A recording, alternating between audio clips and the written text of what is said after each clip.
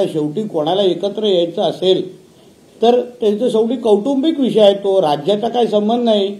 कारण की ते जे भांडले ना, आम्हाला जे जुने शिवसैनिक आम्हाला विचारले भांडले तर त्यांच्या कौटुंबिक आपसामध्ये त्यांचे वाद होते. राज्याच्या हितासाठी कोण तेव्हा भांडलेलं नव्हतं. ते राज्याला रोजगार नाही, मराठी माणसाला रोजगार नाही, चला म्हणून आम्ही वेगळं होतो असं कोण भांडलेलं नव्हतं. त्यांचे कौटुंबिक भांडणं होते. आणि म्हणून कौटुंबिक भांडणं अगर मिटून अगर दोघं एकत्र येत असतील तर चांगली गोष्ट ना, दोघं एकत्र येतील. आता लग्न समारंभाला एकत्र असतातच ना, तेव्हा कुठे तुम्हाला लोकांना विचारतं, एकत्र येतात, बोलतात, चर्चा करतात, फोटो येतात ना. राजकीय कधी एकत्र यायचे असतील तर येतील ना, ते आपसातला त्याच्या आपसातला निर्णय तो. परंतु दोन्ही भाऊ एकत्र जर ठाकरे एकत्र झाले तर भाजपला त्याचा काही फटका बसेल का? ज्या पद्धतीने आम्हाला जनतेने 132 आमदार दिलेले आहे, 132, आणि ते विधानसभेचे आता 60 महिने सिद्ध झालेले आहे. एकाला दिलेलं 20, दुसऱ्याला दिलेलं 0.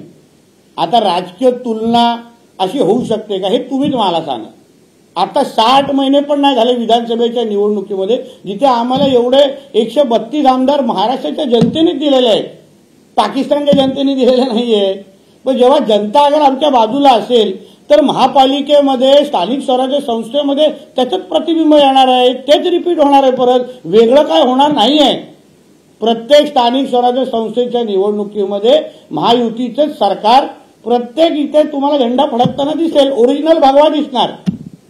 हे असं मोहम्मद अली जिन्नांचे फडकणारे हिरवे झेंडे नाही. परंतु लढा मुंबईचा म्हणून आदित्य ठाकरेंवरती आता संपूर्ण जबाबदारी जी आहे ती युबीटीकडनं. बापरे, आता आमचं काय होणार? अडचण गेली तुम्ही लोकांनी. बापरे, आता आदित्य ठाकरे म्हणजे आम्हाला आता बॅगच पॅक करायला लागतील. आमचं काय होणार? फार घाम यायला लागला आम्हाला. यायला त्याला वरळी सांभाळता आली नाही. 6,000वर येऊन काटेवर पास झालेला विद्यार्थी मुंबईला जिंकणार, मुंबई लढवणार. म्हणून चांगलं आहे. मी तो बोलतो, आदित्य ठाकरेला माझ्या शुभेच्छा आहेत. तुम्हाला लवकर ते अधिकृत जाहीर करा, जरा अधिकृत जाहीर करा, जेणेकरून आमचा मग महापौर कन्फर्म, काय प्रॉब्लेम नाही.